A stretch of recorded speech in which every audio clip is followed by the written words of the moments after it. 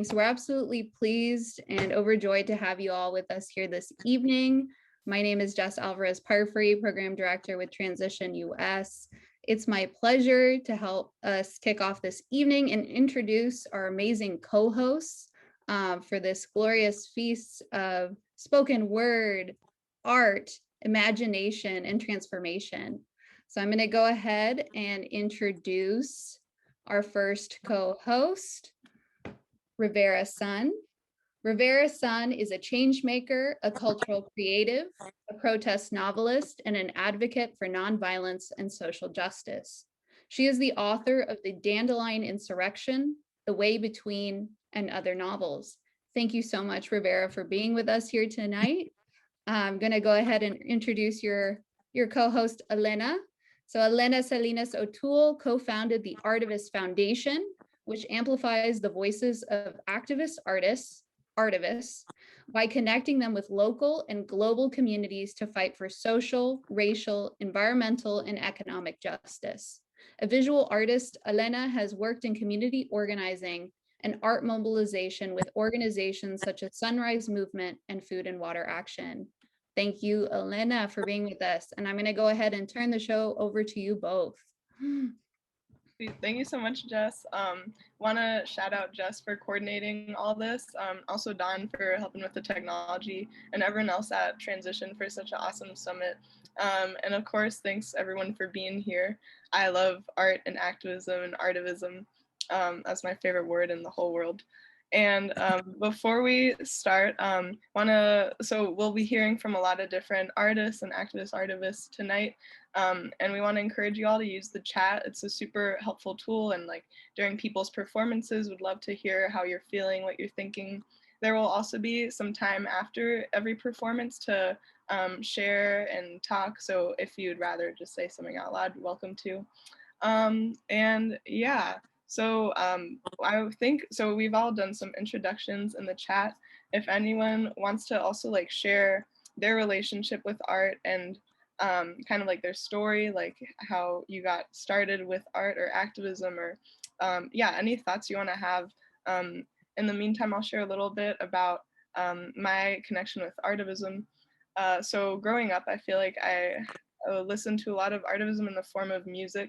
My dad is from Chile, and so we would often listen to Chilean folk music, especially in the 70s and 60s, when there was a big movement called the Nueva Canción movement, which was instrumental in electing the first socialist democratically elected president in the Americas. And my uncle was actually part of this movement, and he's been a huge inspiration to me throughout my life. And yes, it is a long story. I urge you all to look into that, Salvador Allende and the Pinochet dictatorship, which we can thank our very own country for. But anywho, that was, yeah, really important to like my journey, I guess. And then when I got to college, I kind of got involved in a bunch of different activism movements like Eco Vista, where I met Jess and some of the other awesome people on this call.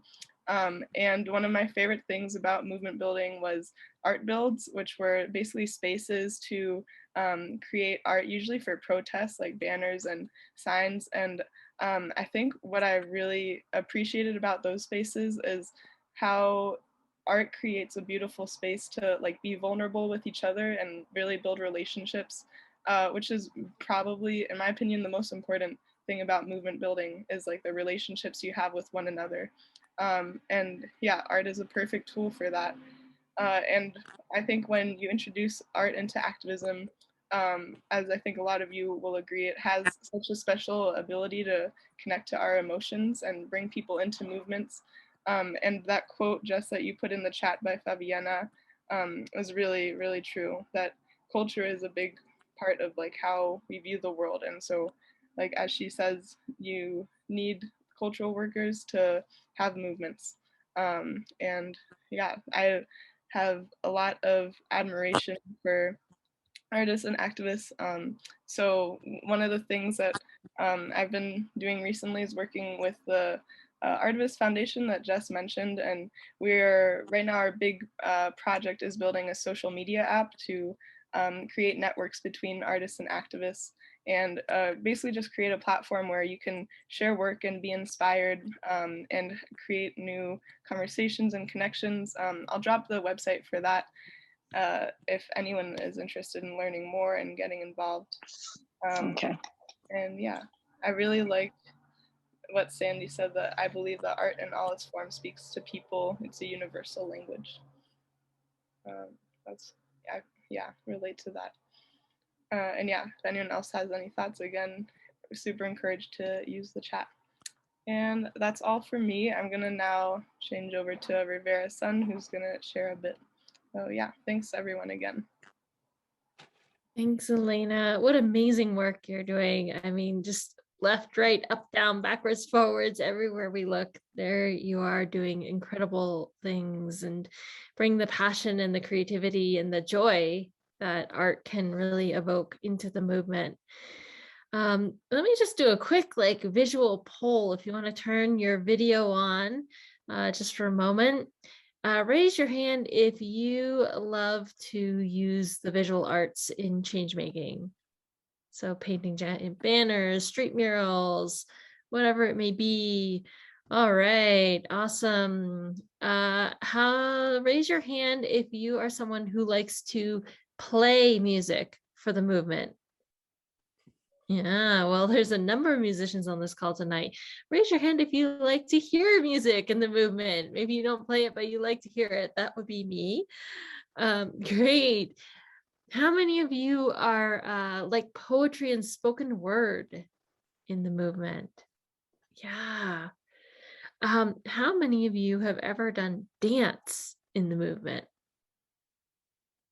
Some of us, maybe we've shaken it a little bit out there in the street. How about street theater? Well, just a few. Okay, cool.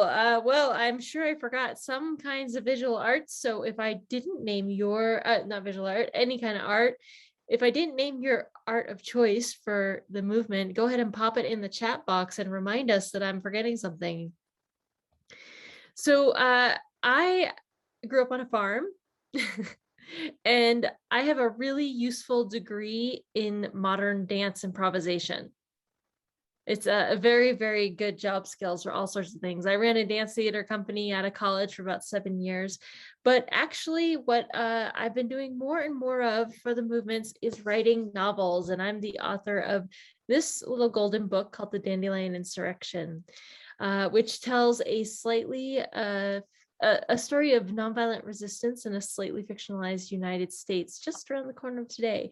So I'm going to read you just a little bit from it, just so you get a flavor of how I use art and creativity to tell stories that are eerily familiar and maybe joyfully familiar as well.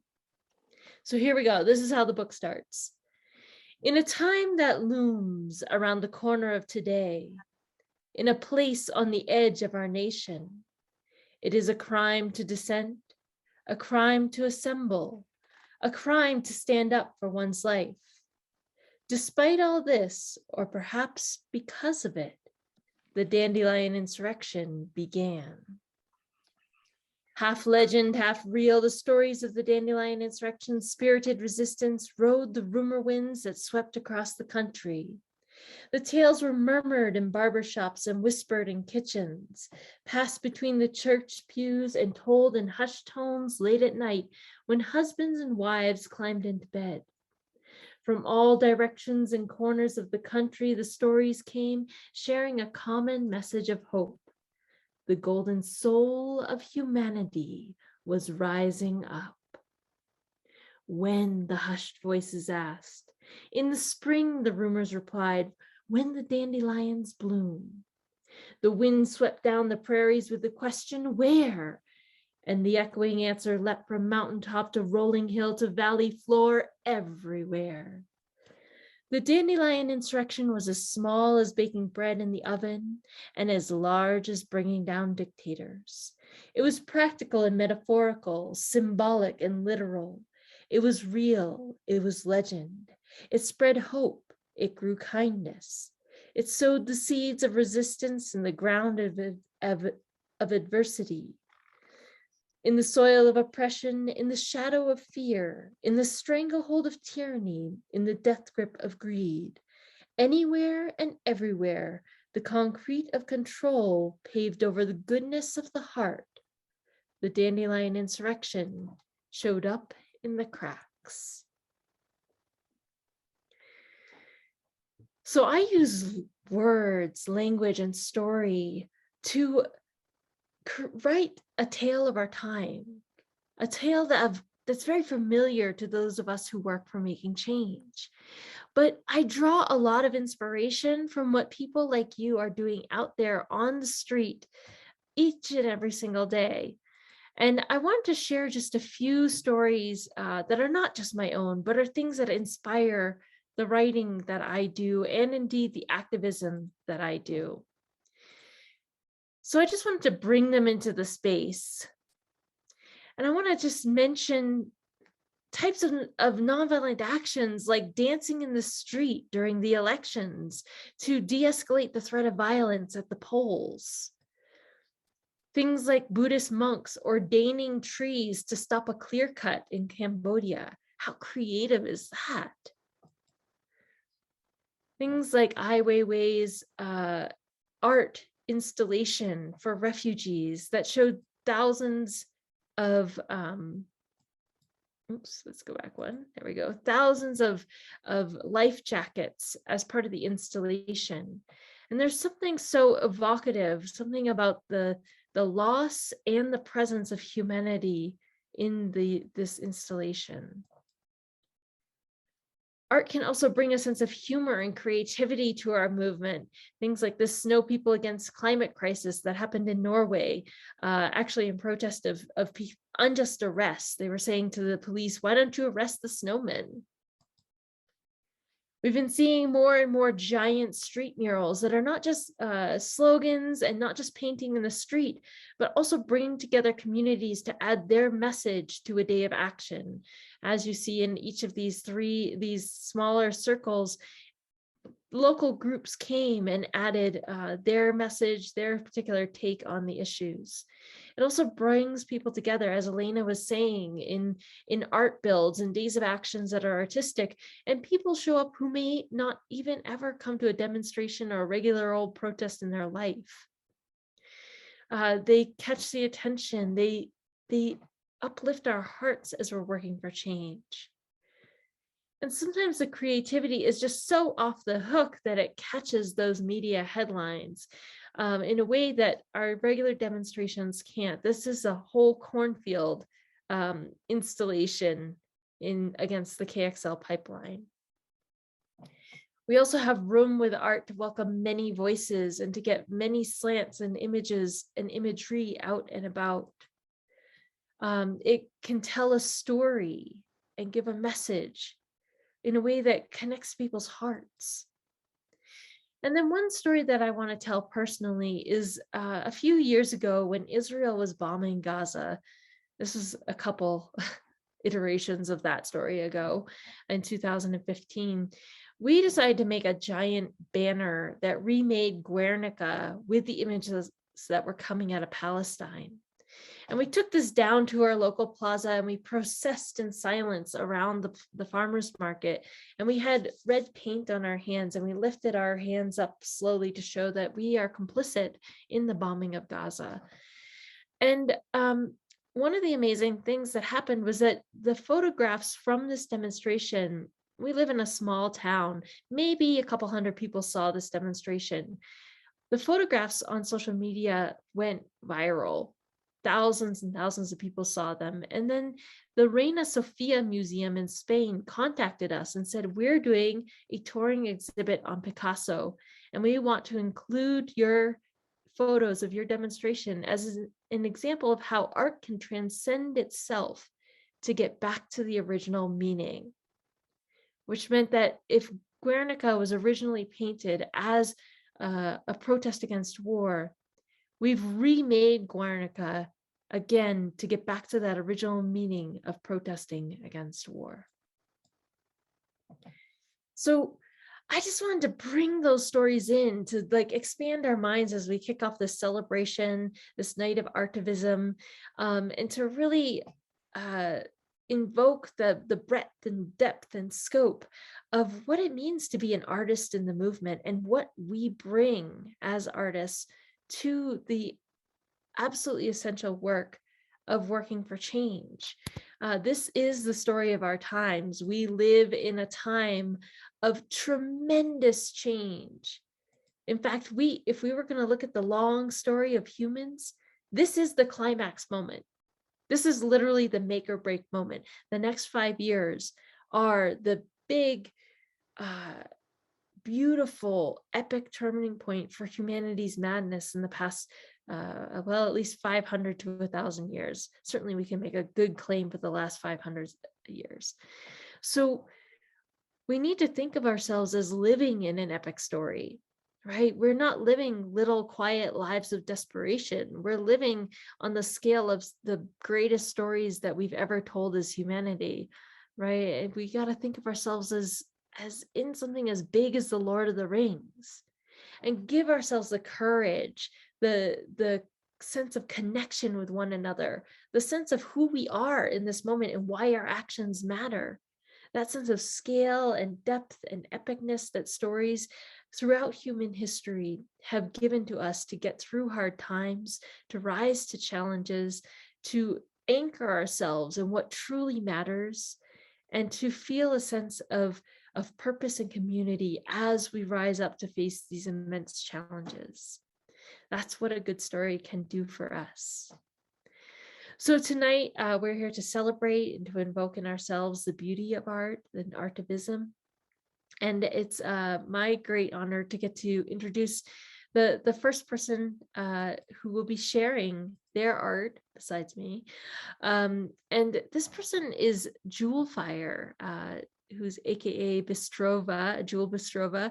And she's also part of the Summit team, a coordinator for the Inner Resilience Network, a longtime activist, and a poet and spoken word artist. So Jewel, thank you so much for joining us and bringing your words into this beautiful evening. Thank you, Rivera. That was very inspiring. And just want to send, Travis sends his apologies for not being able to make it with his singing and drumming, which was going to be a real treat, but he's sick, unfortunately, today. So I'm a very, definitely not a substitute for him, but hopefully you'll enjoy this piece. Let's take a moment and let's ground myself.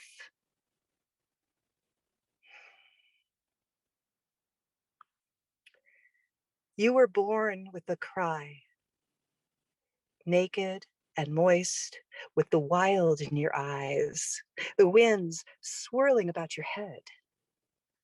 Wildness, this is where we came from and where we return. What is always waiting at the edges of your life now? We live on its edge, like the ocean that stretches endless and reaches far beyond the tame scope of everyday imagination. This wildness cannot belong, will never belong to our reason. When wildness is unseen, unwanted, lorded over, objectified, it swirls about again to become a violent command for our attention. We see this again as the rushing winds and fires of destruction. We see this in the human aching. And we have seen this on the earth. She will have her path, her wake of plowing until we are claimed back to recognition. Wildness knows you belong to her. Your body is only on loan. She says, don't pretend any longer that you are whole unto yourself.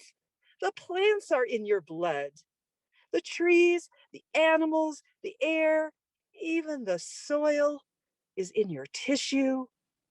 Yes, all these voices talk to us. We are a cacophony of nature, a symphony of symbiosis. The everything considers us a family. And where is there to run away to and why? Lean in, listen, lean in. It is only in loving her that she becomes known, our ally, our guide. She's held in wonder, let loose in beauty. Wildness is also the blade of grass that pushes its way through the crack in the concrete. And where, my friend, is the crack in your hard places? Let the gentle magic through. Let it open you. So then, we ask, how shall we bring this human child back? Perhaps it is the immense mystery we feel when looking upon the stars to see their light, their wavy particles streaming. Our eyes capture the photons of eons ago, and the past is here, shown to us now, like sparks across a vast sea, like the neurons firing within our brains as we contemplate what this light is, what it is, what it is. Perhaps we are just part of this giant mind, and all these moments, we are sparks transmitting color. We are traveling through space and time to get to the here and now. We are stardust, gazing at stardust, trying to find our way home. So even when you may feel dissonant, remember, if you allow, her great hand will tune you until you sing and join the vast orchestra that we are part of. We're just tuning up now. And our wild-haired conductor is waiting on those primates who've been kind of busy fighting each other to look at the invitation. So let us explore these outer inner edges of space by just opening up now to the immeasurable, unfathomable wildness in our midst. You, dear human animal, you. She claims you. You are destined for the great melting. And you will taste the familiar strangeness of what that is. And you will sense everything is touching you, everything is kissing you, how life itself is more intimate with you than any lover ever could. You will also feel yourself beyond this. So I entreat, dear human, find metaphors for all this madness and believe in the outrageous. Sign in to the wild lunatics asylum and dare to remember yourself. I say, let your mind be blown all the way open until it knocks insistently at the door of your heart, and subscribe to this living philosophy that breathes deep and works you until you are tender and raw and you become a feast that delights the senses of nature herself. Thank you. Thank you so much, Jewel. That was beautiful. I love the emotion in your voice a lot. And that line, the symphony of symbiosis, was really, really awesome. Francesca in the chat said, beautiful imagery. I think my favorite was the concrete with the grass that pushed through. It was really awesome. And Jen says, so many talents. And Rivera just said, what a wonderful reminder and visual journey. Awesome. Anyone else have any thoughts, feelings for Jewel? Okay, nice. Well, thank you again.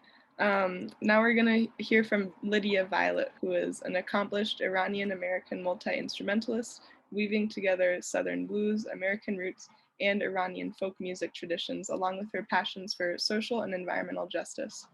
In addition to her craft, she has studied with scholar of deep ecology and Buddhism, Joanna Macy, for the past 13 years, and runs the School for the Great Turning, facilitating workshops and courses both in person and online to facilitate community healing and continue the legacy of Joanna Macy's work. And I'll put some of her links in the chat. And yeah, take it away, Lydia. Thank you, Elena. Thank you, Jewel. Thank you, Rivera. Thank you, Dawn. Hi, everybody. I'm just going to go into the music, and I'll just say, may the next 20 minutes feel like an acupuncture needle for your soul, for the times that we've been through, for the times that we're in now. And I'm going to start with an Iranian lullaby that has a lot of really beautiful, so it's a lullaby that you sing to your lover, which I think is already just such a beautiful tradition. But all the imagery in the song is go to sleep, my unopened bud. Go to sleep, my sweet-tongued nightingale. It's all imagery of the flower and the bird. And it reminds me of Joanna's World as Lover, World as Self, that book. So yeah.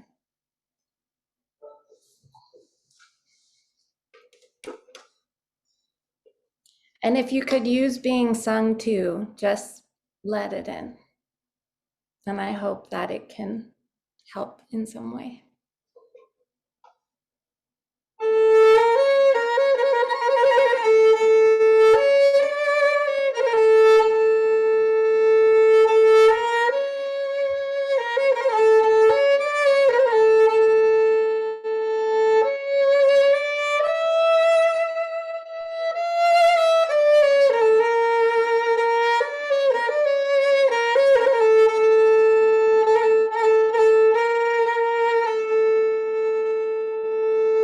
La la hoy, la kole, bore beheshta.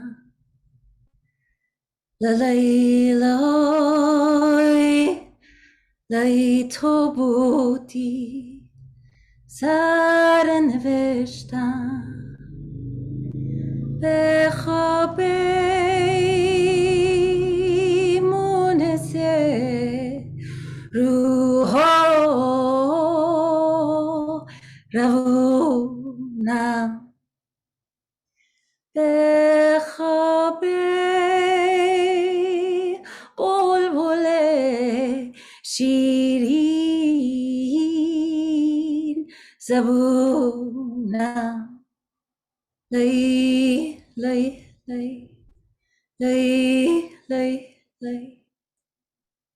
به خواب جون شیرین راحت دل چو بلبل نغمه زن در ساحت دل به خواب غنچه ناز گفته من به خواب گوهره ناز گفته من لی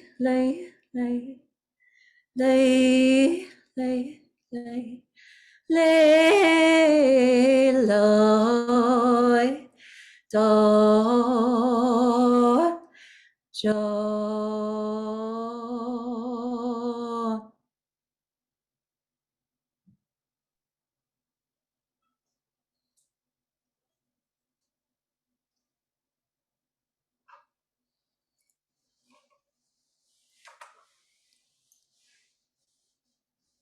This is a song about facing darkness with dignity.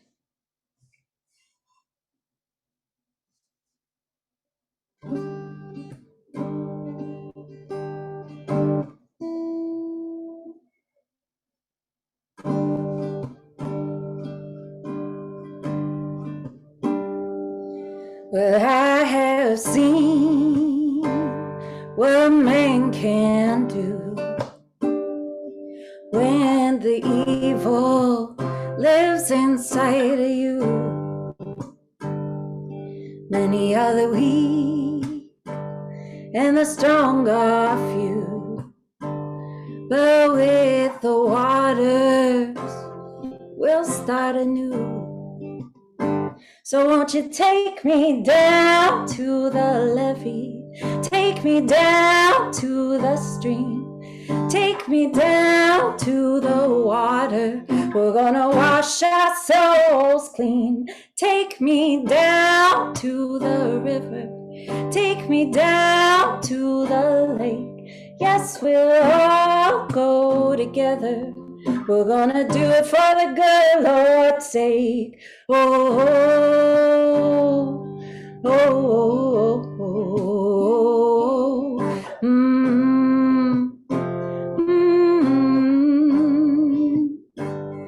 Well, I have fallen so many times for the devil's sweet cunning rhymes. This old world has brought me pain, but there's hope for us again. So won't you take me down to the levee, take me down to the stream, take me down to the water. We're gonna wash our souls clean. Take me down to the river, take me down to the lake. Yes, we'll all go together. We're gonna do it for the good Lord's sake. I tried my hand at the Bible, tried my hand at prayer, but now nothing but the water is gonna bring my soul to bear. But now nothing but the water is gonna bring my soul to bear.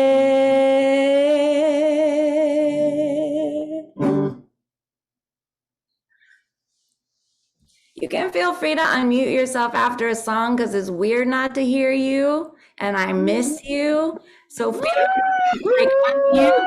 Thank you. Unbelievable. Fantastic. Big.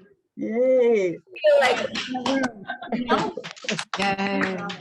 the baby scream. I don't care. It's better to me than absolute silence because enough of that the last year and a half. So good. I mean, right? Like it's just like I'm busy right now. I'm sorry. song that I Have wrote. folks mute. Important one. Oh, maybe I'm being too idealistic, optimistic, but anyway, whatever.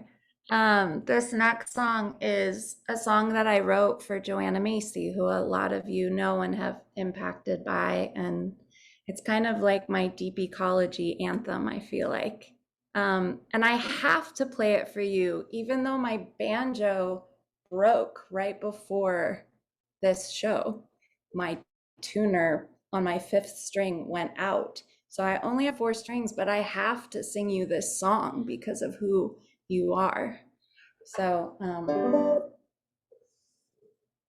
this is a song called Let the Land Sing.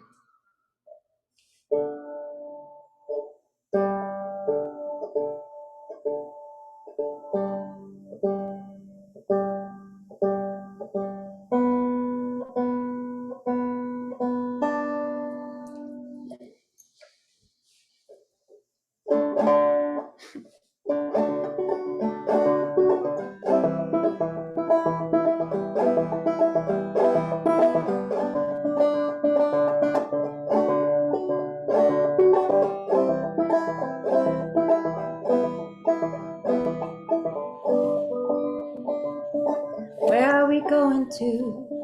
Where did I come from? What does it mean to all be bones under the same old sun? I've always been right here. Well, what is it that we hold? Can you tell me? What is it holding my feet to the ground as it shakes? I've always been right here. So let the land sing through you, like the rolling holy. Let the land sing through you, like the rolling holy. Ooh, ooh, ooh, ooh, ooh, ooh, ooh, ooh, ooh, ooh, ooh.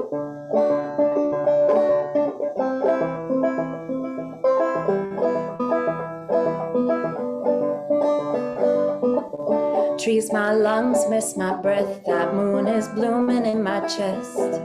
Ooh, ooh, courage, my love. Your roots go deep, down deep.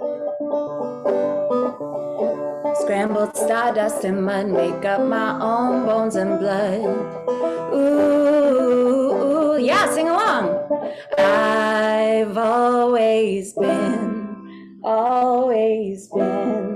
right here. So let the land sing through you, like the rolling holy. Let the land sing through you, like the rolling holy. And then they came with their torches and their guns. And so my friends gathered one by one by one by one. I asked the spider how she weaves her web, and she replies, my dear, thread by thread by thread by thread, like ancestors with songs in their packs. And they became us, track by track by track by. What is the mud that made you?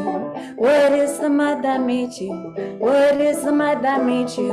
I love the mud that made you. What is the mud that made you? What is the mud that made you? What is the mud that made you? So let the land sing through you, like the rolling holy. Let the land sing through you, like the rolling holy. Oh, let the land sing through you, through you, through you, like the rolling holy. Let the land sing through you, like the rolling holy. Ooh, ooh, ooh, ooh, ooh, ooh, ooh, ooh, ooh,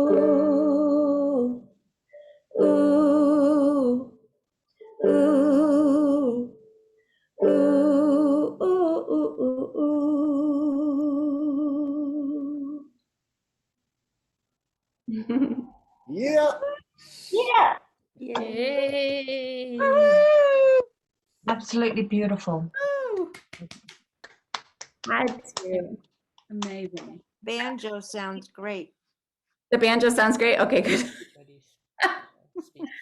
You know, we figure it out. I mean, something I've been saying, because I do teach a lot, and obviously I'm starting to perform again, is I've said, I think the time of the perfect offering is over. Like, we don't show up because we have the perfect offering. We show up because we have something, and kind of the resilience of stumbling it together makes it all the more beautiful, you know? Like, that's the thing about piecing things together. And I think I just want to say that I know that it is it's hard to live in a time where you don't know if 95% of life on this planet is going to make it. And Joanna always says to me, don't trust anyone who tells you we're going to make it out of this, and don't trust anyone who tells you we're not. Because we are at such a height of uncertainty that the name of the game becomes actually figuring out what you want to pledge, whatever happens. Figuring out what I want to get behind, what I want to forge, the cultures that I want to create, whether I'm a hospice worker or a midwife. And it's really true for me, because I know we could make it out, and I know that we could also not. So either way, I'm going to try and show up and offer these things. And if you want to check out more, you can check out my music, Lydia Violet. It's on all the things. And School for the Great Turning is the school through which we have courses with Joanna. We have courses with me, with Leah Song of Rising Appalachia, we do work that reconnects facilitator development, all kinds of stuff. So check it out. I think the last song I want to offer is actually a community singing song that I wrote, and y'all can sing it on mute and I'll teach it to you. But that way you can sing along a little bit if you like to sing.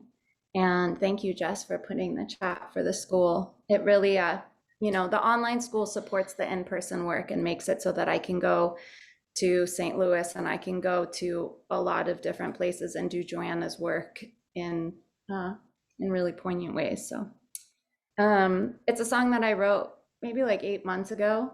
I'll sing the whole thing. It's about living in uncertainty. And then I'll teach it to you line by line, and then we can sing through it a few times. So I wrote it. I don't know what it's called. Maybe we don't know what's coming, but it sounds like this. We don't know what's coming, but we never have. We don't know what's coming, but we never have. But with you standing next to me, oh, I feel like I can breathe, and I'll rise up with you in a song. So you can either just bask in the sound, or you can sing it or hum it, whatever makes you feel good. So I'll sing a line, you sing it back. When we have it, we'll sing through it a few times. We don't know what's coming, but we never have. Try that. We don't know what's coming, but we never have. Then it repeats. We don't know what's coming, but we never have. We don't know what's coming, but we never have.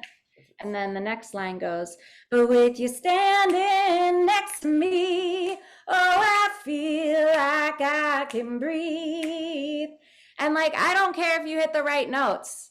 You're just singing in your heart. But with you standing next to me, thank God I am not the only person left on the planet who gives a damn, because then I'd be really worried. So with you standing next to me, I feel like I can breathe. So I'll rise up with you in a song. And just to clarify, please keep yourself on mute when you're singing. Otherwise, it's going to interrupt Lydia's audio. But then at the end, I'm going to ask you all to unmute, because I don't really give a and I want to hear everybody. So Dawn is right. At first, go ahead and just stay on mute with me, so you sing along with me, so people feel like they got the song. And then the very last verse, the very last time through, I'm going to ask you all to unmute, because it'll be choppy. It's okay. It's just nice to hear you. You're basically singing along with me. Okay, sorry. The next lines. But with you standing next to me, oh, I feel like I can breathe. Try that. But with you standing next to me, oh, I feel like I can breathe. So I'll rise up with you in a song. So I'll rise up with you in a song. But with you standing next to me, oh, I feel like I can breathe. Try it. But with you standing next to me, oh, I feel like I can breathe.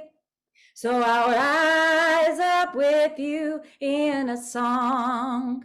So I'll rise up with you in a song. Let's just try singing it. Y'all stay on mute and then I'll let you know when you can come off. A 1, a 2. We don't know what's coming. We don't know what's coming, but we never have. We don't know what's coming, but we never have. But with you standing next to me, oh, I feel like I can breathe, and I'll rise up with you in a song. We don't know what's coming. We don't know what's coming, but we never have. But we never have. We don't know. We don't know what's coming, but we never have. But with you standing next to me, oh, I feel like I can breathe, and I'll rise up with you in a song. Okay, quiet now. We don't know what's coming, but we never have. We don't know what's coming, but we never have. Now getting louder. But with you standing next to me, oh, I feel like I can breathe, and I'll rise up with you in a song. Okay, now you can unmute, and it's gonna be a cacophony. If it's overwhelming, you can turn your volume down. But we don't know what's coming. A 1, 2. We don't know what's coming, but we never have. We don't know what's coming, We never have. But with you standing Next to next to me, me, Oh, I I feel feel like like I I can I can can breathe. breathe, breathe. and I'll Rise rise up up with with you you in in a a Oh, song. standing next to next to me. me, oh, I I feel feel like like I I can can Breathe. breathe, breathe. I'll I'll with be you, and I'll in rise up with you in a song.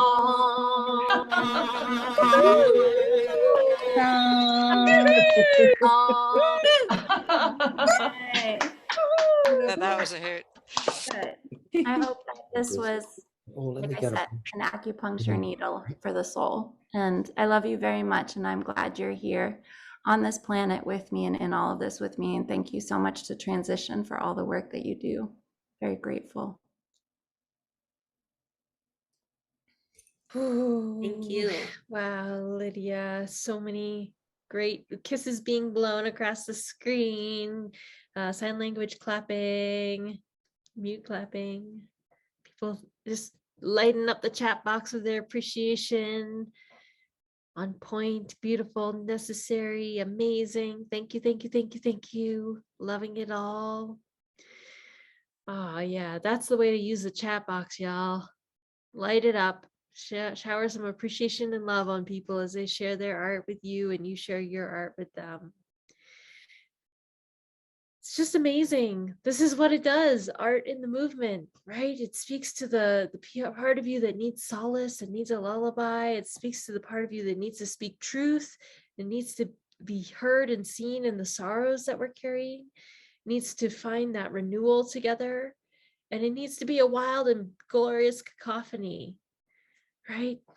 All of this is what art brings to the movement. Our next speaker, Miguel Elliott, he doesn't know this yet, but he is actually a hero of mine. I heard about the work he did in Oakland via the news and just flipped my lid and just ran around telling everybody about this amazing cob village in an unsheltered encampment in Oakland that was built. He's known as Sir Cob-a-Lot, He's a master natural builder, a cob artist, and a community builder, and an affordable housing advocate. He's a collaborator on the Cob on Wood Cob Village. That's the village I was just mentioning.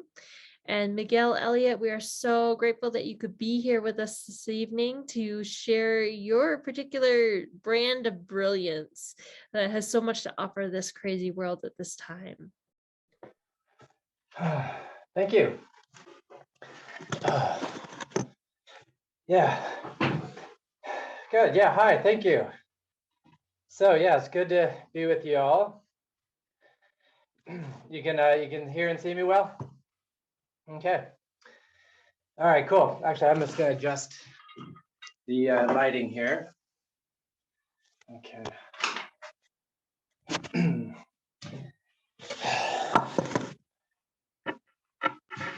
So yeah, so I am excited to talk to you all about the role that natural building plays in artivism. So I have a service. It's called Living Earth Structures. It's based out of well, Sonoma County, but I've been doing it all over really. And so the idea behind the work that I do is getting people together and do community work parties. I call them mingas. A minga is like a work party. It's a South American word in Mapuche language for people coming together and building things together. And I love doing that. And so Don just posted my website, livingearthstructures.com. And so, so I've been doing earthen structures for over 25 years now, since the mid 90s. And, it all started off with, building small little pizza ovens and benches on the sidewalks. And, I was doing a lot of work in Chicago. And that was actually where I started doing a lot of my work, as I built an organic nightclub in Chicago. And a yoga studio and benches on the sidewalks and all sorts of things. And that was just to give people living in a urban environment the opportunity to be surrounded by earth.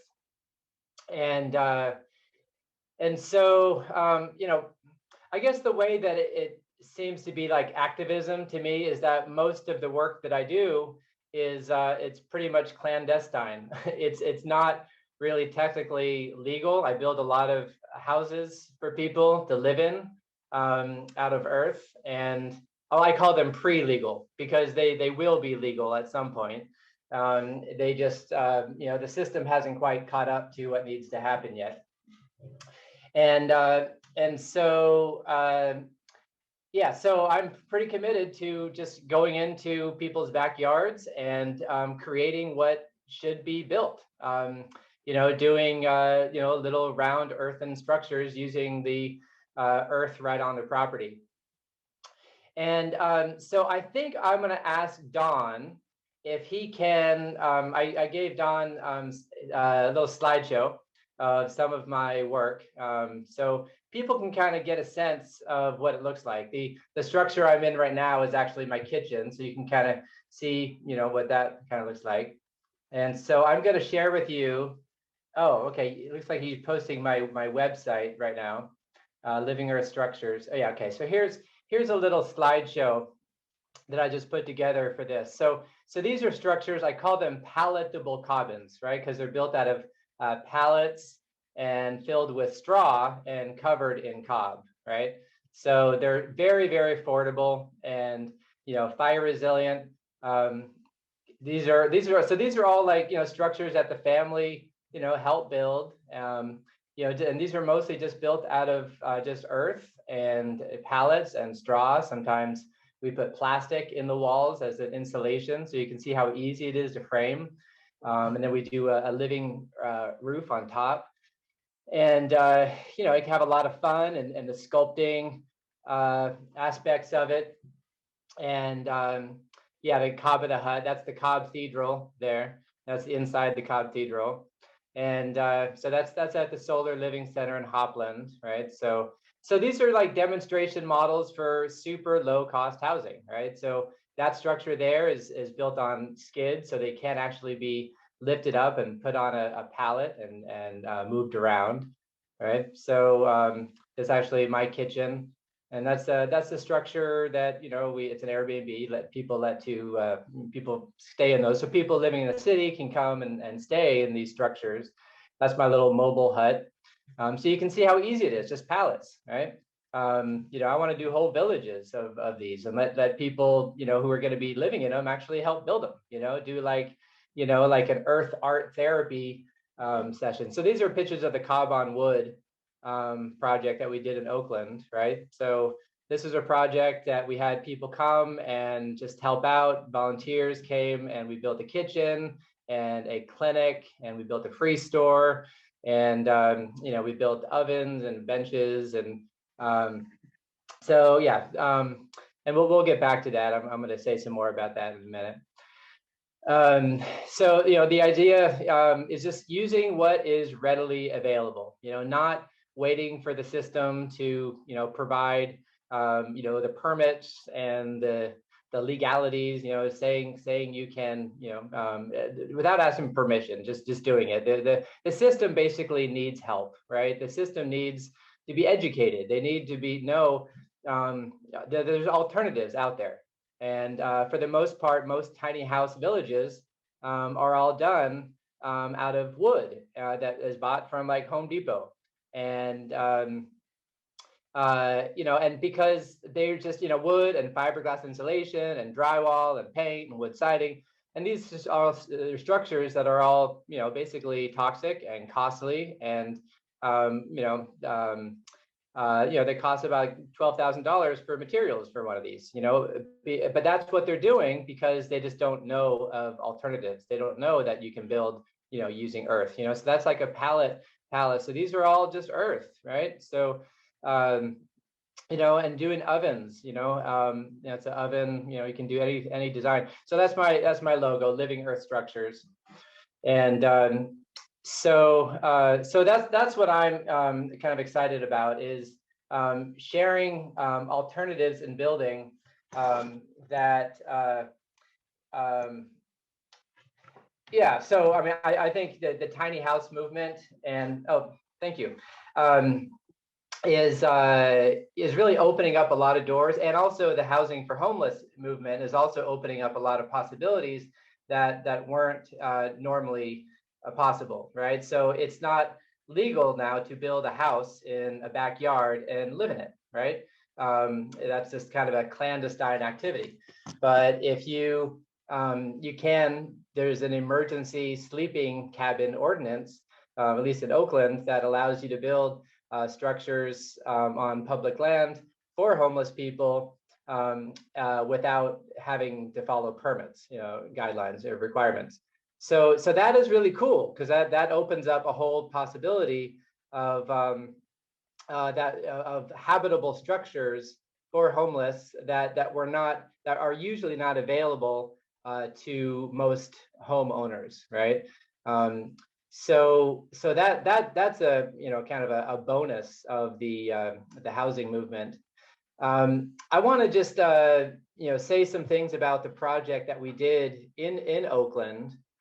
You know, it was a project that was started in December of last year, and basically there was an event called What's Your Medicine, where different healers came together and they offered massage and different kinds of healing modalities and things. And I came to build an oven, a wood-fired pizza oven, and that was like an offering for earth art therapy, right? So having people's hands and feet in the earth was a, you know, therapeutic activity for people to experience. And so then when we were firing up the oven and cooking pizzas in it, there was a conversation of we need to have a community kitchen and a community clinic and some structures for people to live in. Does anybody have any ideas? Any of the residents? And so people were kind of saying, yeah, let's just build out of wood. And I said, well, how about we we build them with pallets and fill the pallets with trash that's all around this encampment and put earth on it so it can be, fire resilient, and the residents living here can help build it. And it seemed like a good idea, so we went ahead and started. And let's see. Oh, the name of the ordinance, you can look it up. The emergency sleeping cabin ordinance. Sorry, I'm just responding to the chat. And so we didn't ask permission. We just went ahead and did it. And it's on Caltrans property.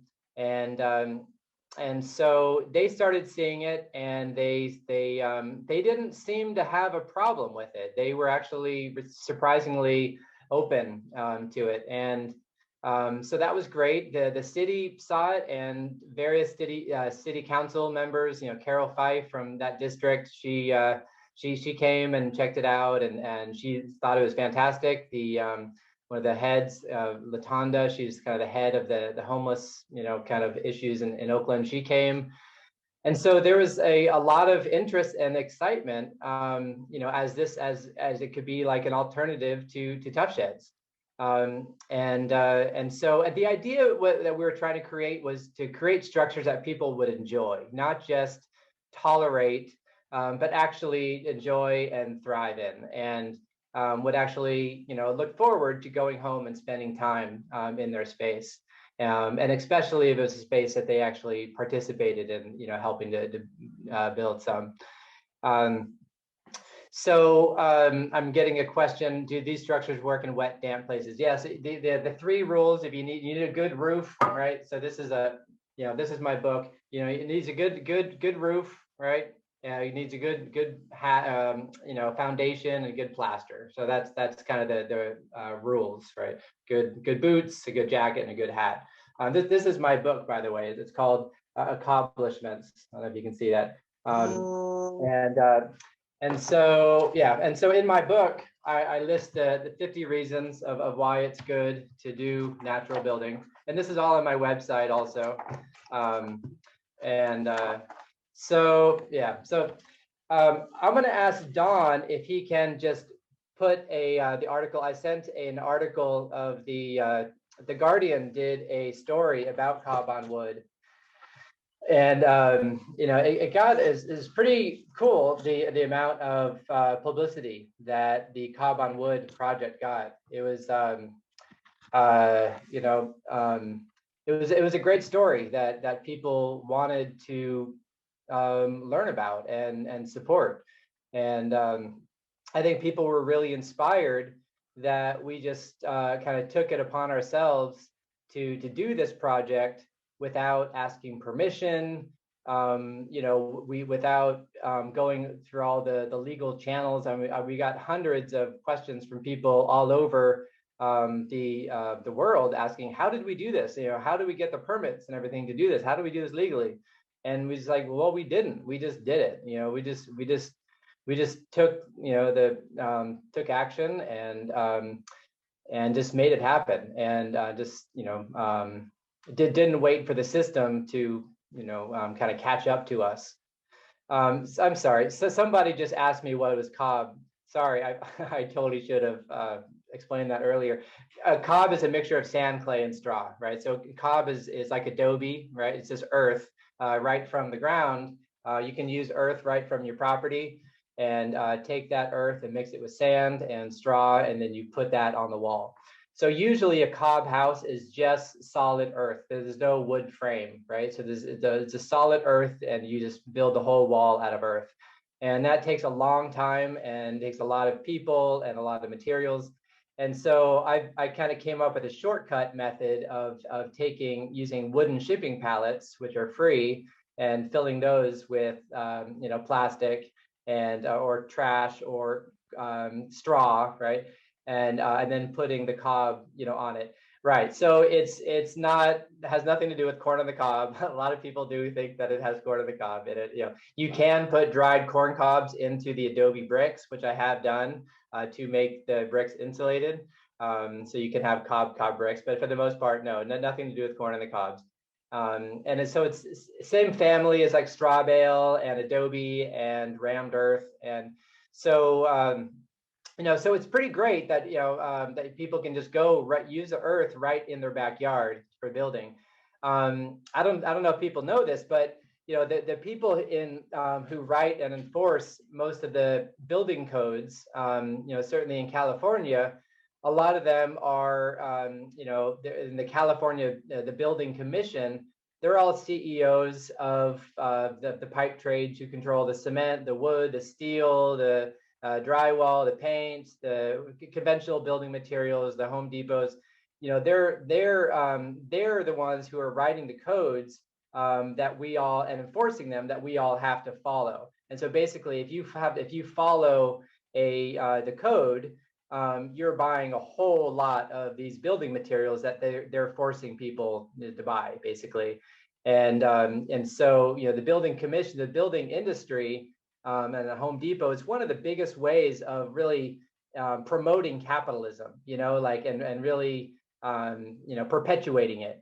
And so not using those materials that we are supposed to use and not buying into that system, we are kind of basically subverting the dominant paradigm. We are challenging the corporate capitalist system. And so it really is a direct act of defiance, to not use those materials. And so yes, earth and building is I think it's has a very, very important role to play in the revolution, in decentralizing the government and giving power to the people, and empowering people to actually create structures for themselves, and not rely on the system to provide for them. And I think it's really now is the time to do it, especially with how expensive building materials are. There's no reason why anybody should be homeless with how easy it is, how affordable it can be, how fast it can be to build. It can be fireproof. I think somebody just mentioned that in the chat. You asked if it was fireproof. Yeah, I mean, a fire just makes it stronger. I've taken out a piece of wood, put cob around the wood, put it in a fire and let it burn for a couple hours, and it didn't burn, right?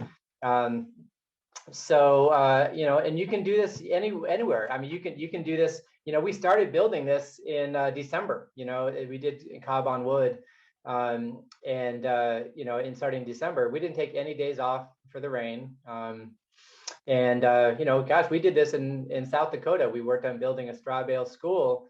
In the wintertime. We started in like November, and it was negative 23-degree weather, when we were working, and we still got it done. So we pretty much figured if we could, cob there, we could pretty much do it anywhere. And as long as it got a roof on it, it'll last forever.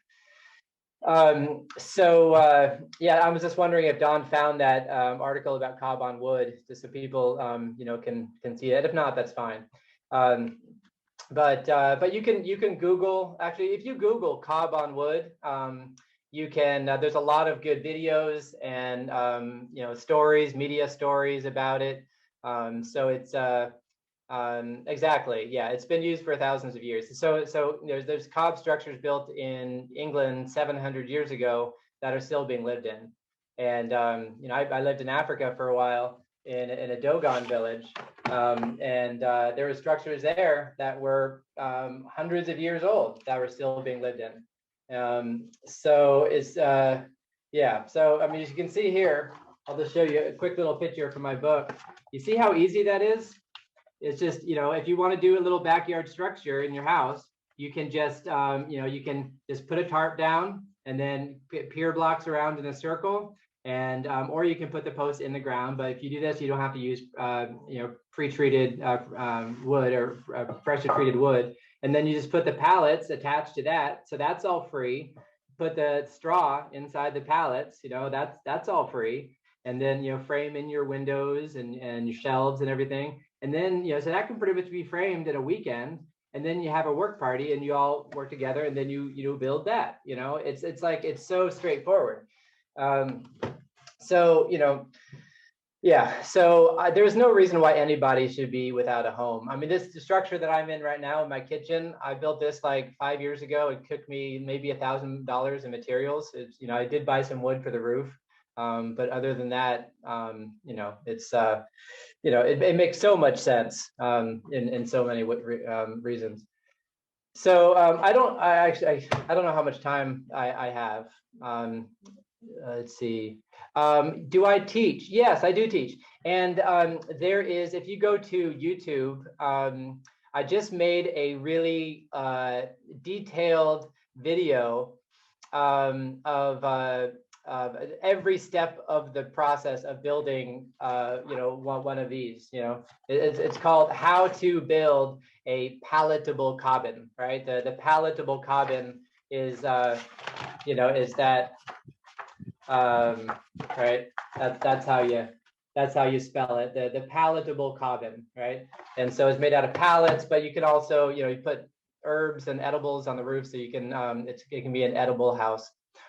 And so yes, I do. Do I teach classes now? Not quite so much right now, but I will be probably in the spring. Yeah, I'm going to be teaching a few different classes in the spring. Yeah. So yeah, so I have a lot of videos on my YouTube. I pretty much document every project that I do. So there's a lot of learning opportunities. Plumbing, somebody's asked me about plumbing. Yeah, so you can put electrical, you can put plumbing in these, not legally. No, not legally, but I do, because we should. Where am I based? I am based out of Sonoma County. I'm at my farm right now in Sebastopol, but and I've been living up in Mendocino, just north of Fort Bragg, helping some people build a meditation retreat center in the Redwoods. But I'm going to Oakland on Sunday. I'm bringing my mobile cob hut down to Oakland, and so they can have another oven down there. So if anyone's in Oakland on Sunday and they want to come visit the Cob on Wood project, it's under the freeway. It's on West Grand and Wood Street. And so, and every evening we do kind of an open mic and pizzas every Sunday. Let's see. Oh, okay, yeah. I don't know if I should be answering all these questions. I'm getting all these questions. I don't really know how to do this. I'm getting lots of questions. I can answer. I don't know how much time I have. I think I was allotted 15 minutes. So. If you want, you can put your contact information in the chat. That way, like if people have more questions, they can reach out to you or look at your website. I know I'm gonna spend a long time looking at your website because this is really cool. I've never heard of this type of architecture before. Oh, yeah. Okay, cool. Yeah, there's a lot of it in Chile, a lot of it in South America. I mean, I did a lot of building in Argentina. Okay, yeah, well, my email, if anybody wants to send me a direct email, it's cobalot9, cobalot, COBALOT, cobalot9@gmail.com. And thank you. Yeah, awesome. Thanks a lot. Yeah. So that's that, and yeah, so yeah, and you can get my phone number from my website, and feel free to call me, and we can have a conversation. I love talking about this. This is what I'm passionate about, and so I love to share all the wonderful possibilities with Cobb. And yeah, where do I get the book? The book is it's a self-published book at this point. It's kind of expensive to print, but I'm going to be working with a publisher to get them more available. But pretty much everything that's in the book is all yeah, you got that conversation. Everything that's in the book is also on my website, and also I have an Instagram page. Sir Cobalot is my Instagram. All right, so that is, I think, what I'm going to share. So happy to share about my passion, my Cobb passion, and let's see. I think that's about it. Sweet. Okay. Thank you so much. That was awesome. And I mean, I can do more. I just don't know how much time I have. I mean, I have lots more I can say. It seems like I've used 15 minutes, so I just. We're actually good on time if you would like a few more minutes for a couple more questions, Miguel. Oh, okay. Okay, great. Okay, awesome. Somebody said I'm like a hobbit. Well, I call my structures hobbit cobbins. You know, that's what they so I'll share with you some of the you know, when I do workshops, usually you know, like 15 people will come together and they'll all learn how to build like an oven or a bench or a small hut, so they can you know, go home and do that at their own house.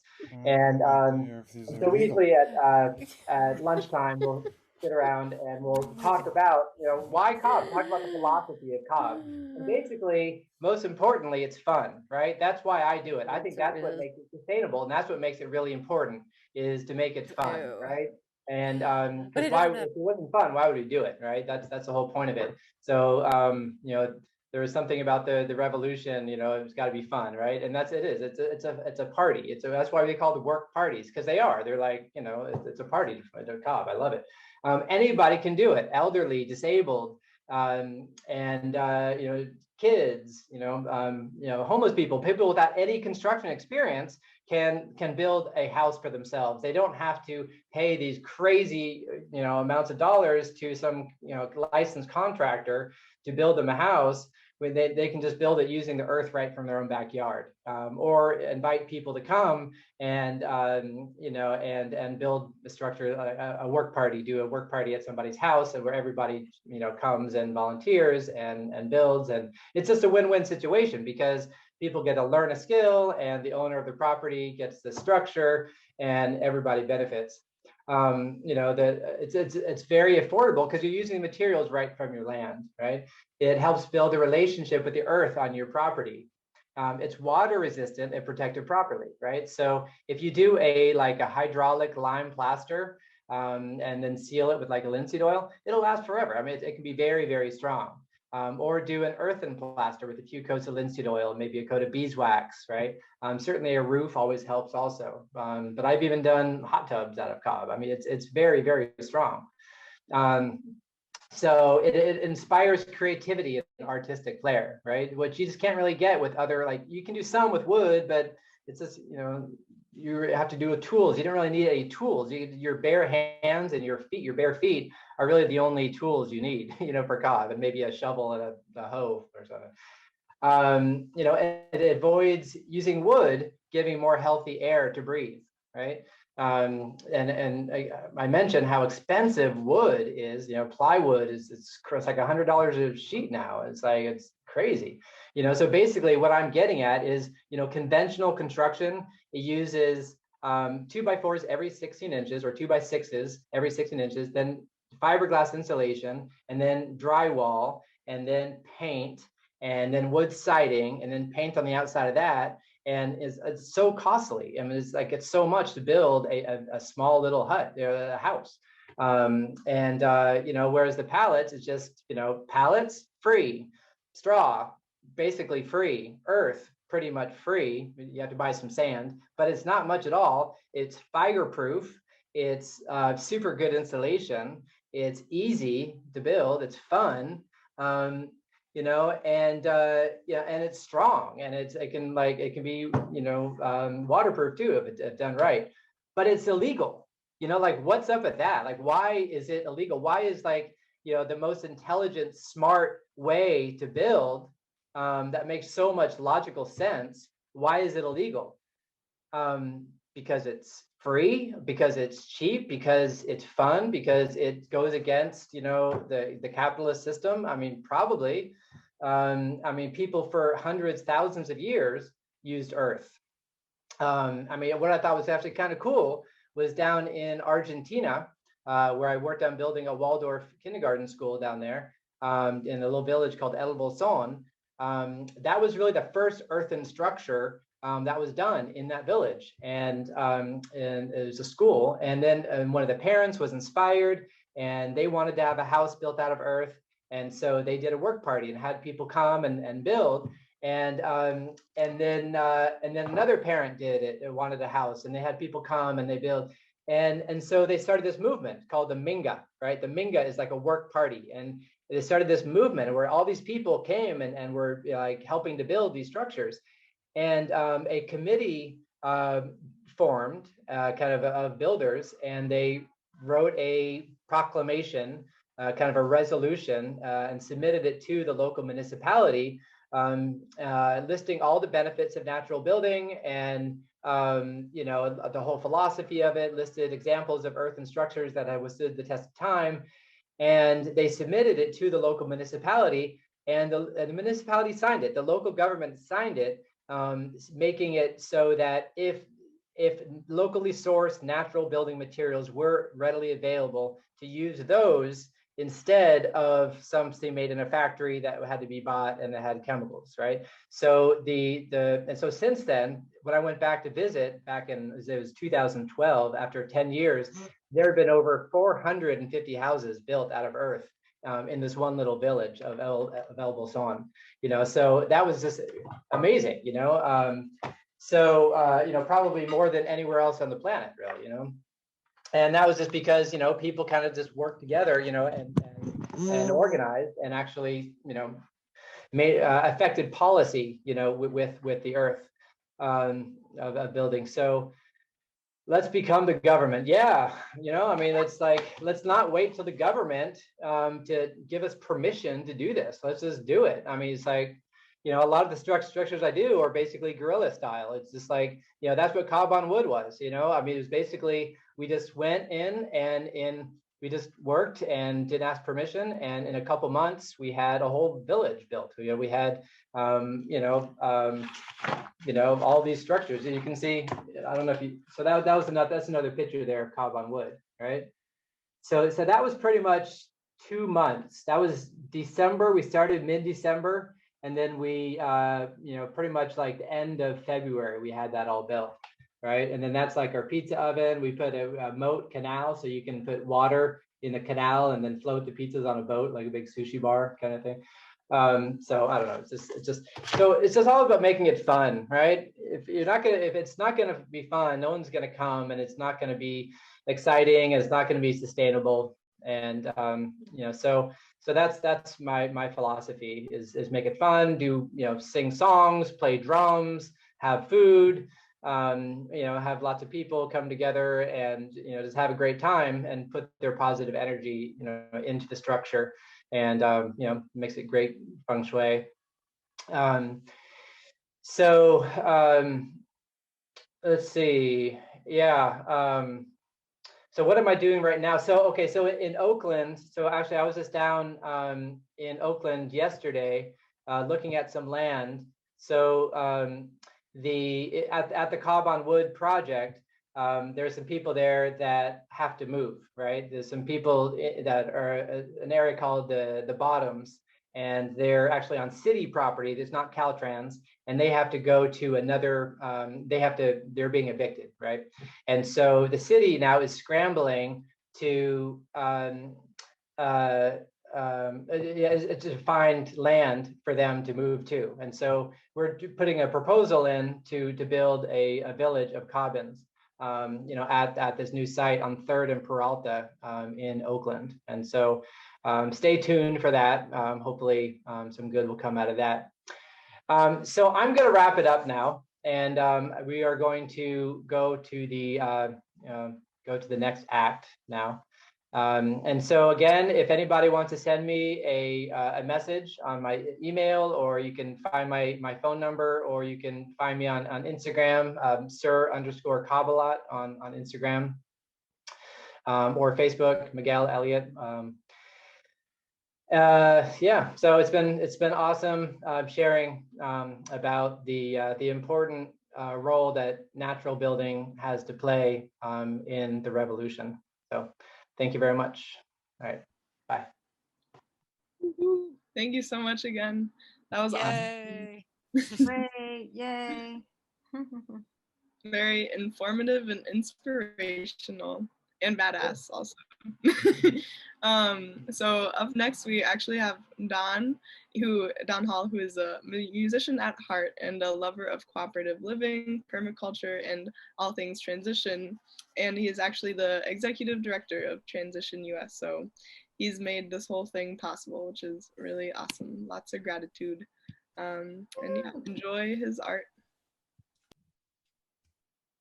Hello, so can you hear me? All right, great. So my colleagues who happen to know that I write songs and play music invited me to sing a song or two here for you tonight. I was a little bit hesitant putting on too many hats, but I think that we need to share all of ourselves in this movement. We can't just kind of put things in little boxes. You know, I'm the executive director of Transition US goes in one box, and a meditator, a gardener, a musician goes in other boxes. So bring them together here tonight.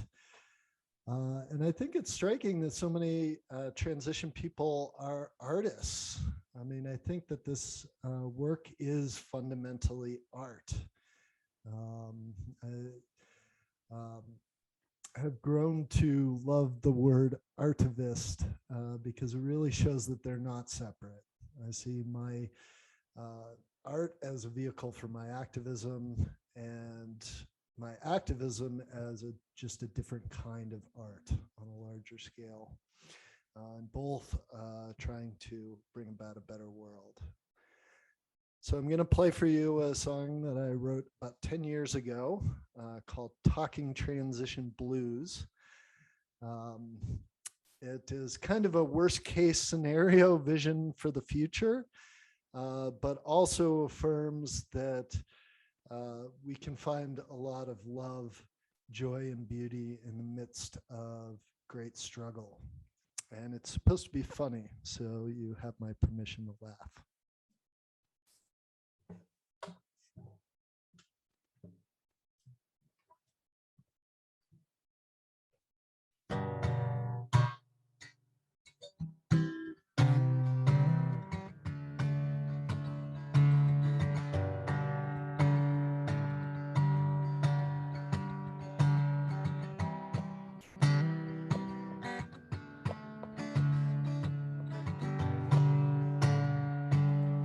Talking transition blues, all alone in an empty room. Then came in another man, then came 5, and then came 10. You were there. Eventually so many people came that we had to get a bigger room. Well, we all spilled out into the street looking for something to eat. The supermarket shelves were bare, but there were crab apples everywhere right for the no good with a side of grasshoppers. You can catch them. Now people start asking me what to do. I told them, friends, that's up to you. Mob told me, kid, you better run. If we can't have our food, at least we'll have our fun. I self-organized. Clear consensus that open space technology wasn't working anymore.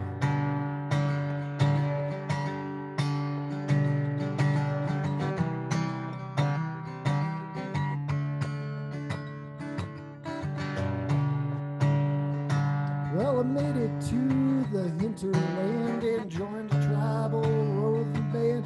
Hunted squirrels, sang union songs, but I knew it wouldn't last too long on enough territory.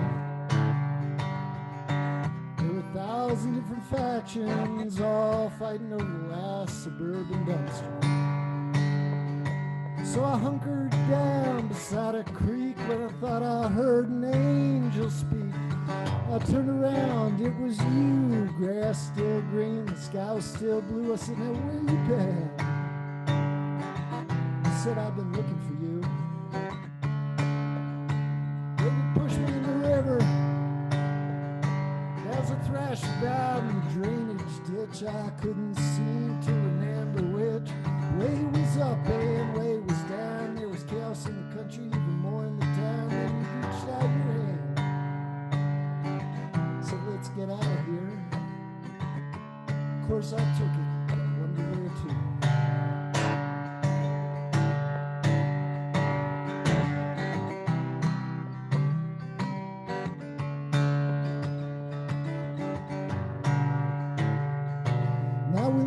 together in a hobbit hole, rediscovering the ways of old. Life looks more like a party than a protest march, more like a fractal than a golden arch. Yes, a life with less oil could be preferable to the present.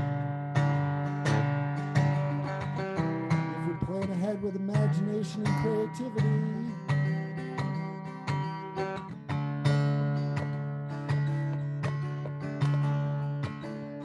And if we're lucky.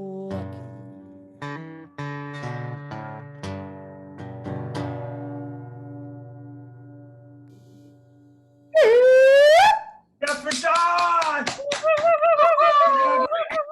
You're done. Woohoo!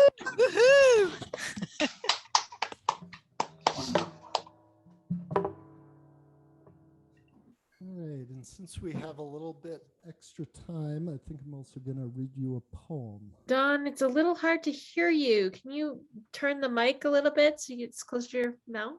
The mic wants to get turned up, yeah, or something. How's that? Better. It sounds a little loud in my monitor, but glad it's not too loud for you. All right. Yeah, so this poem is a little bit of a metaphor, as you'll catch. It was written when I was working as a wilderness guide for Outward Bound, working with at-risk and adjudicated youth. I would take them on these 20-day flatwater canoeing trips down in the Everglades. And because there's no land once you get out into the Everglades and the 10,000 islands, we would have to raft up all our canoes every night and drop anchor and sleep on top of these boards that we pulled from the bottom of our canoes. So that's how we would sleep every night and travel during the day. So this poem is called In the Everglades. Aboard this tiny raft of life, this raft of the world, with all the nations aboard, lacking my one true love, with nowhere to touch land, no land to touch, in the simplicity of water, sky, and mangrove. We get by helping one another. We get by caring for one another. After all, we are one family. We will settle our differences peacefully.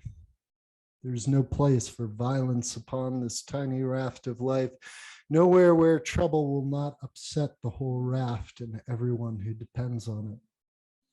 Nowhere where the ripples of our being do not alter in the slightest degree the universe's mood. We get by helping each other.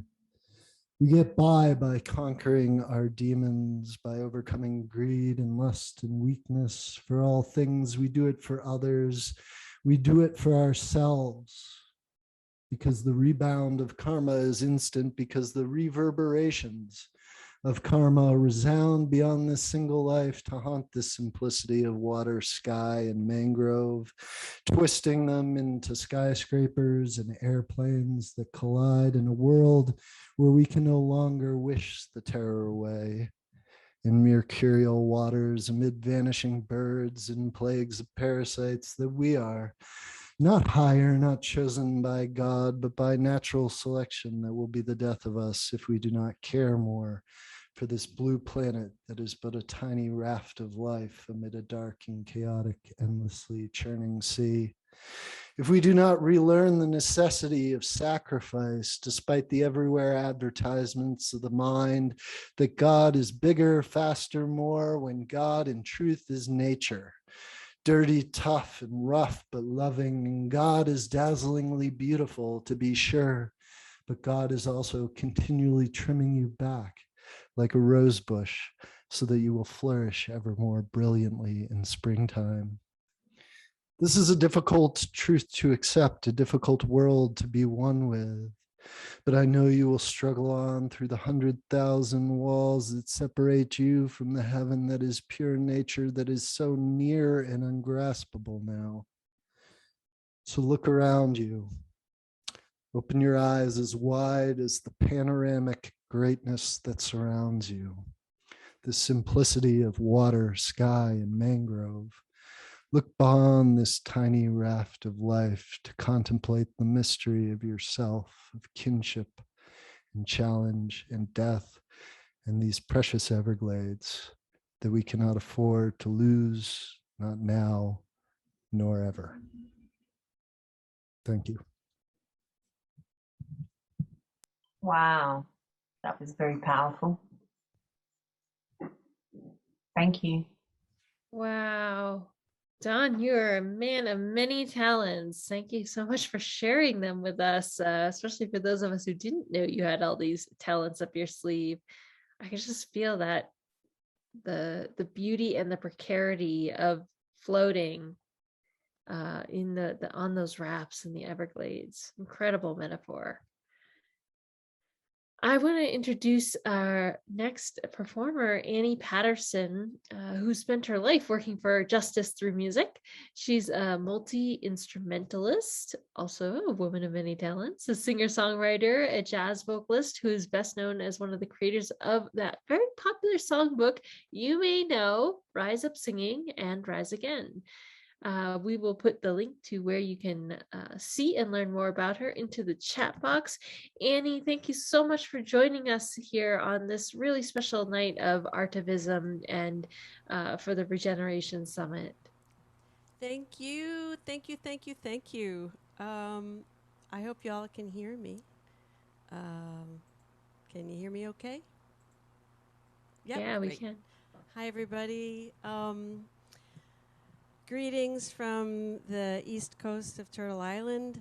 I live on land stolen from Nipmuc and Pecumtuck people, and I invite all of you to put what land you're on in the chat if you know the history of your land.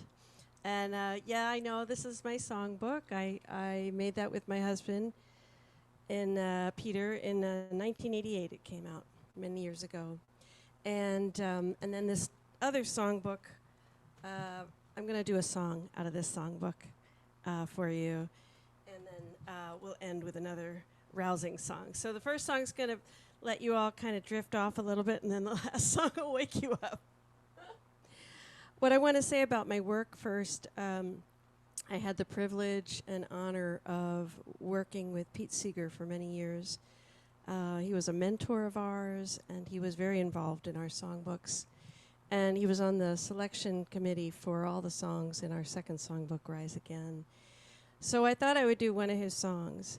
It's called Quite Early Morning. What I want to say about Pete Seeger's lyrics in this song, Quite Early Morning, you know, I do a lot of racial justice work, and racial justice is environmental justice. We know that it's a journey, and what we learn about ourselves in the journey, if we're doing the work, is we learn that we get to reinterpret our lives. We get to look at the roots of our lives. And I would say with this song, I've actually rewritten a couple of the words, because to me, what I know now is that darkness is mysterious and magical, and like the darkness of the night sky is filled with twinkling lights.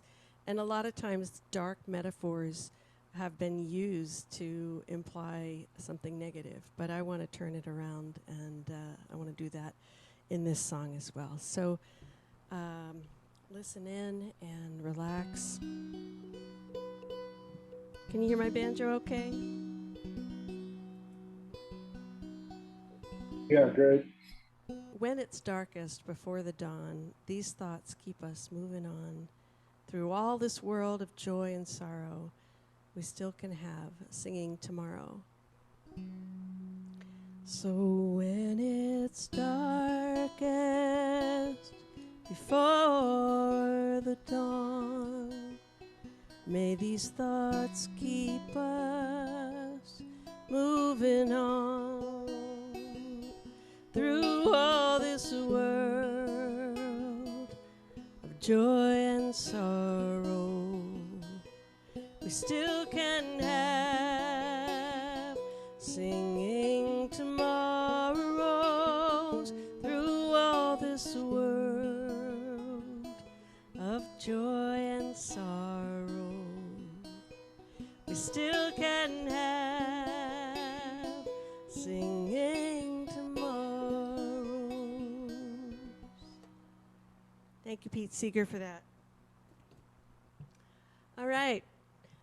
So I think we're going to do one more song, but I just had a couple more things I wanted to share with all of you. And also a big thank you for inviting me. And just everyone here is just doing such enormously wonderful work. And I was thinking about how, you know, we were talking about environmental justice, racial justice. Justice work is a journey. And who better to have on this journey than all of you with me? So this has been a delight. I've really enjoyed tapping into a lot of the things that have gone on this week. And yeah, the other thing I wanted to say about moving bodies, I'm learning a lot about the lie of separation. You know, systemic racism in this country especially, but in many countries, has just taught us to separate, especially white folks like me, separate our head from the rest of our body and just think a lot in our heads. And so I invite everyone on this last song to move your bodies and just feel your bodies, feel the ground beneath your feet. The more I do this work, the more I realize I just want to move. I want to feel my body and let my body talk to me and listen to it, because there's so much wisdom in everything within us. So. All right, this song is written by Rabbi Shoshana Mira Friedman and Yotam Schachter. And what Rabbi Shoshana says about this song is that you can use it and feel free to enjoy it and share it. Share it with everybody. They just ask that you credit them when you do that.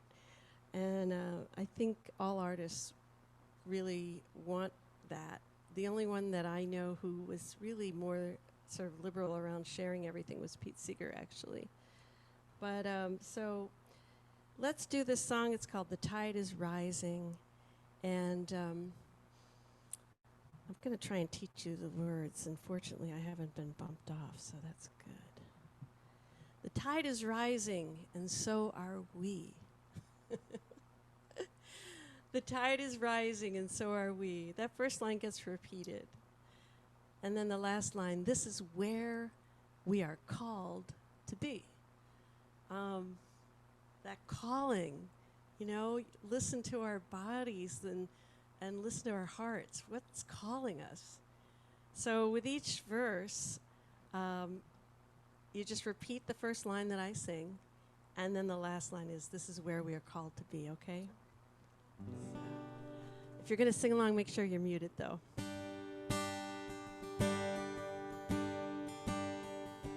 Tide is rising, and so are we.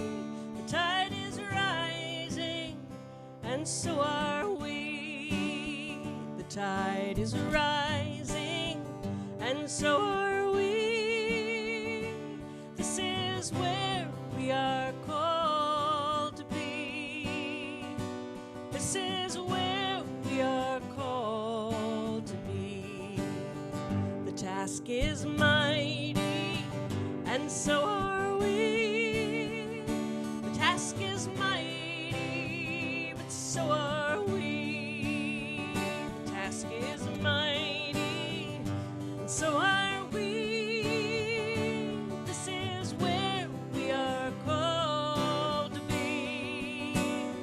This is where we are called to be.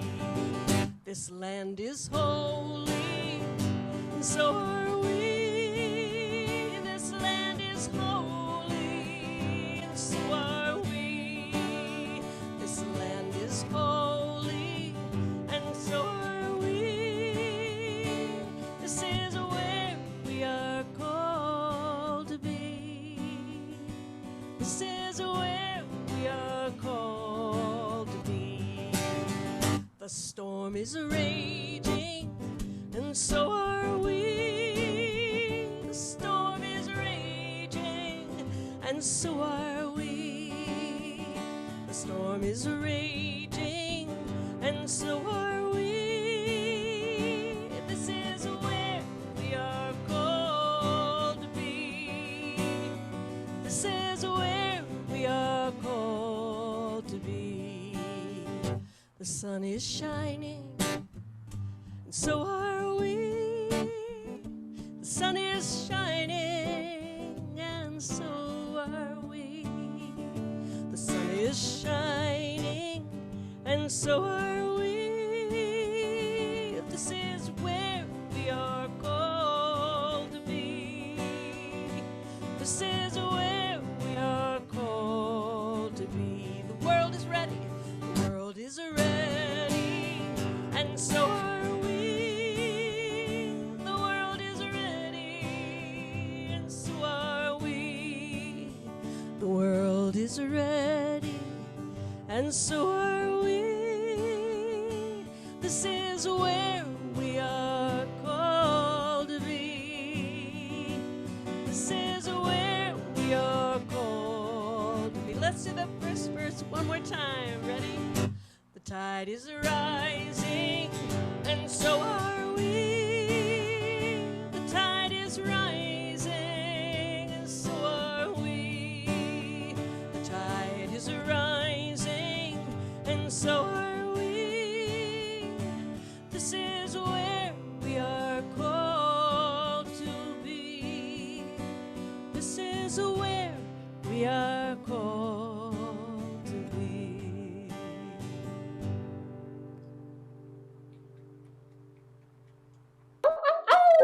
Yay!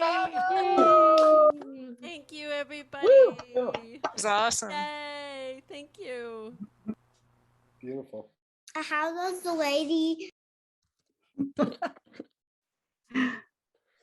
How does the lady what? Annie, I so want to hear your claw hammer roll.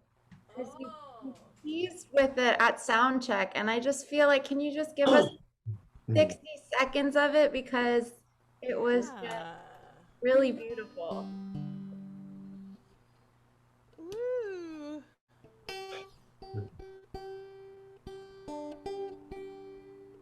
Because Annie's banjo isn't broken. And here I can, let's see, hang on a minute. There we go.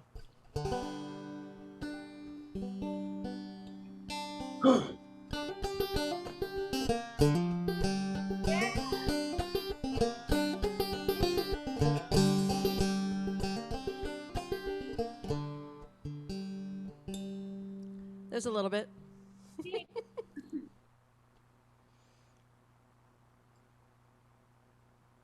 Yeah, so thanks for asking for that. If people want to hear more clawhammer, I have several albums that have me playing clawhammer on it.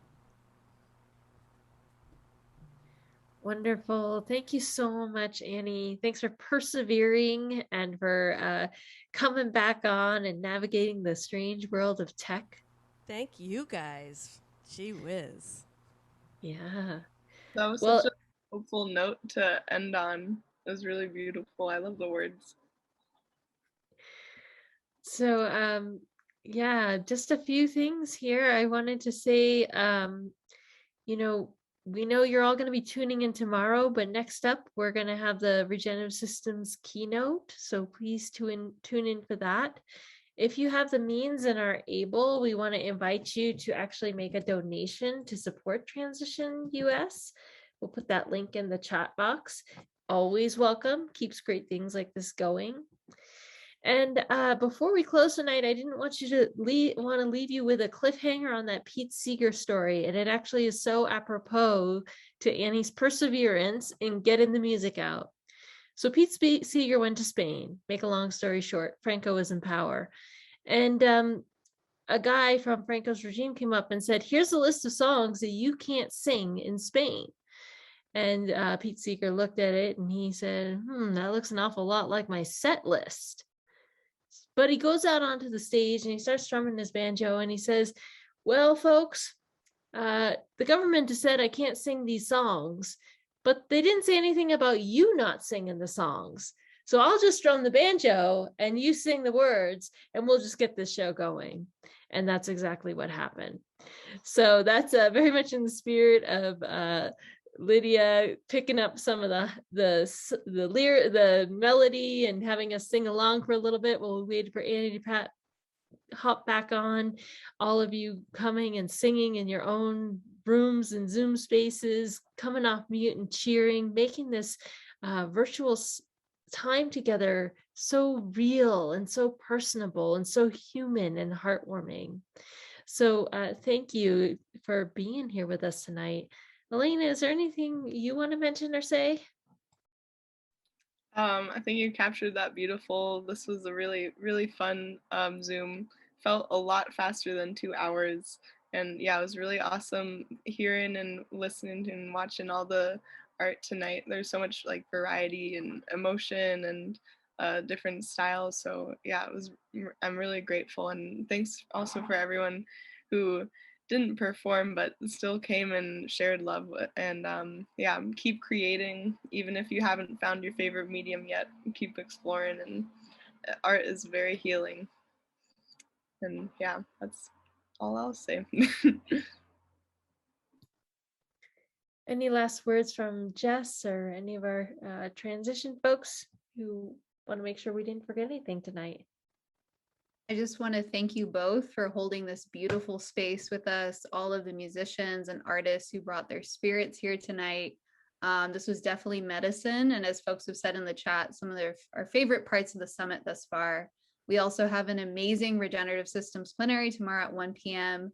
PST with Lila June Johnston, Richard Heinberg, and Emily Kawano. So let's keep the summit spirit going. Thank you all. We also have some events at the Host Your Own calendar, and I posted the link in the chat for those who want to do it. Sorry about the dog.